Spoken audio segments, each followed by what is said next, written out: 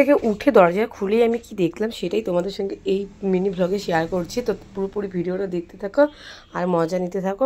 পুরো ভিডিওটা তোমাদের আশা করি খুব খুব ভালো লাগবে। তো দেখো আমি ঘুম থেকে উঠে পেরেছি।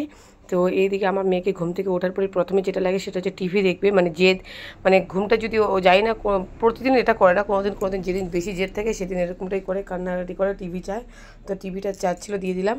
এখন আমি হচ্ছে বাইরে যাব। আর দেখো এদিকে তো পুরো কাজ পড়ে আছে।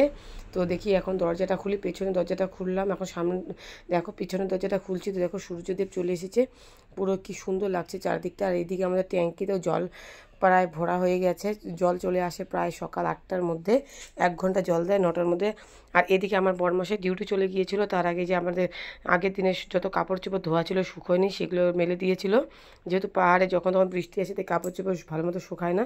দেখো কত কাপড় ধুয়েছিলাম আমি আগের দিন, সব কিছু মেলে দিয়েছি। আর রৌদ্র উঠেছিল যেহেতু, তাই রৌদ্রটাকে মিস করা যাবে না। তো পুরোপুরি কাপড়গুলো শুকিয়েও গেছে প্রায়। আর এদিকে আমার মেয়ে এখন আরেকবার বায়না করছে বাইরে যাবে। তো আমি এখন একটু কিচেনটাকে খুলি, কিচেনের সাথে দর্শন করি একটু। কারণ তো আমাদের মেয়েদের তো আর কি বলবো, হাউস ওয়াইফদের তো বেশিরভাগ টাইমটা কিচেনেই কাটে।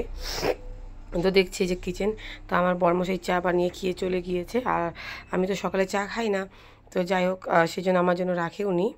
আর এই দিকটা দেখো, এখন আমাকে কাজে লেগে পড়তে হবে, কত কাজ পড়ে আছে দেখতেই পারছো। এখন আমি হচ্ছে সামনের দরজাটা খুলছি। দেখো সামনের দরজাটা খুলে কি দেখলাম সেটাই তোমাদের সঙ্গে শেয়ার করছি। তো চলো বাইরে যাওয়া যাক।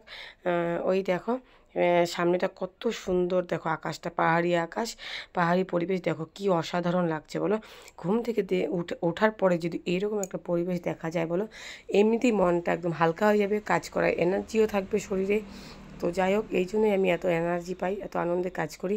আর তোমরা যারা যারা মানে ভেতরে ভেতরে বলতে থাকো যে আমি কখন কাজ করি, কখন ভিডিও করি, এসব করি, দেখো কেন করবো না, মনে আনন্দ সহকারে করলে সব কাজই হয়, কেন হবে না বলো। আর সংসারের কাজ তো আমাকেই করতে হবে, অন্য কেউ তো আর এসে করে দিয়ে যাবে না। তো যাই হোক চারদিকটা তোমাদের দেখালাম কতটা সুন্দর বলো। এখন বাইরে বার করে দরজাটা খুলবো আর দেখবো চারদিকটা আর কাজ করব, এই হচ্ছে। আর একটু পরে কোয়ার্টারের বাকি দিদিরাও বাইরে বেরোবে, সবাই একটু একটু গল্প আড্ডা করবে, আবার কেউ ঘরে যাবে, রান্নাবান্না করবে, এইভাবে। এই দেখো ঝাড়ু নিয়ে আমি এখন লেগে পড়বো আমার কাজে। আর সকালে ঘুম থেকে ওঠার পর থেকে তো জানোই প্রত্যেকটা ফ্যামিলিতে কত কাজ থাকে, শুধু আমার বলে না, তোমাদের যারা যারা দেখছো প্রত্যেকটা হাউস ওয়াইফদেরই প্রচুর প্রচুর কাজ থাকে। তো প্রথমেই এখানে ঘরটা ঝাড় দিয়ে আমি ঘরগুলো মুছে নেব, তারপর স্নান করব, তারপর হচ্ছে পুজো দিয়ে নেব, তারপর তো আমার মেয়ের আবার আছেই বাহানা। তো এখন বলছে টিভি দেখবে না, খেলাধুলা করবে। তো তাকে বসিয়ে দিলাম খেলাধুলা করতে, এই যে বাথরুমের সামনে একটা জায়গা আছে, এখানে খেলাধুলা করছে, তাহলে আমি ওকে দেখে রাখতে পারবো। আমি এখন বাথরুমে কিছু কাপড় চোপড় ধোয়াধুয়ি করবো, প্লাস ওকে সামাল দেবো। তো যাই হোক কেমন লাগলো আমার আজকে ব্লগটা জানাবে অবশ্যই। এই দেখো আমার কিচেন।